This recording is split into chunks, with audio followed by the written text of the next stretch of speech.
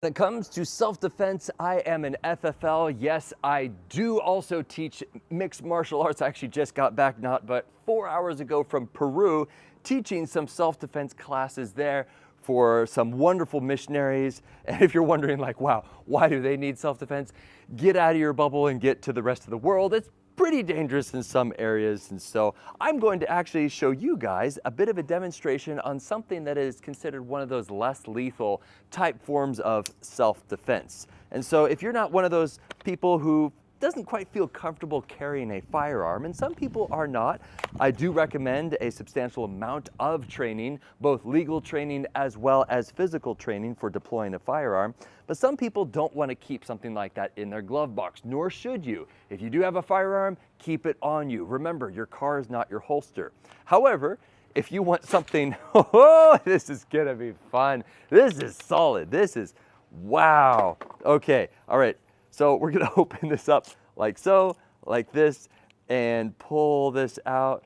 Oh, that is rubberized and that is grippy. Wow, that feels like Darth Vader's lightsaber. And let's go ahead and try to open this up, shall we? Oh, oh, that just gives me so much joy. That has some length to it. Wow. Okay, so when we teach self-defense, we teach what is called distance management. And it's not just us, it's a lot of Brazilian Jiu-Jitsu type people, popularized actually by Rener Gracie of the Gracie Jiu-Jitsu. Manage the distance and you manage the damage. And this does exactly that. Oh, that is fun. That is grippy. That is exciting. Okay, so the key to managing the distance is giving them, wow, that's actually really stuck in there.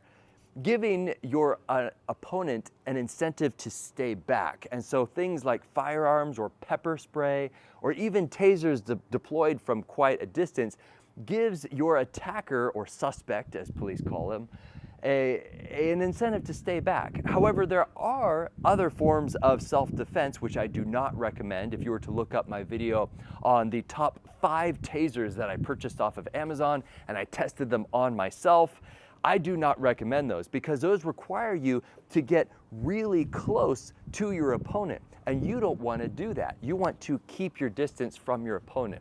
So if you have something like this just stuck in the little well, that little pocket in your door, and if there's some form of road rage, you can quickly pull this out and quickly deploy it and keep your distance from someone and essentially wield this like an eskrima stick, if you're familiar with the Filipino stick fighting martial art.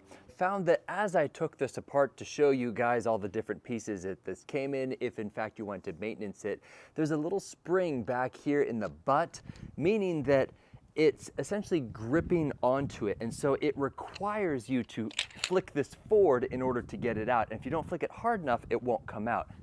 And now it goes out like so. So you're gonna have to give it some love to get it out. And that also means that it's not accidentally going to telescope or deploy if you're just walking around or if you hit a bump in the road and it's going to somehow come out. So now I gotta go find another block of wood to hit this up against because, man, that is stuck. It's not gonna accidentally collapse down in the middle of a fight unless you push really hard in this direction. But again, this thing is designed for slashing and hitting and those kind of compliance type issues. But again, it's for self-defense.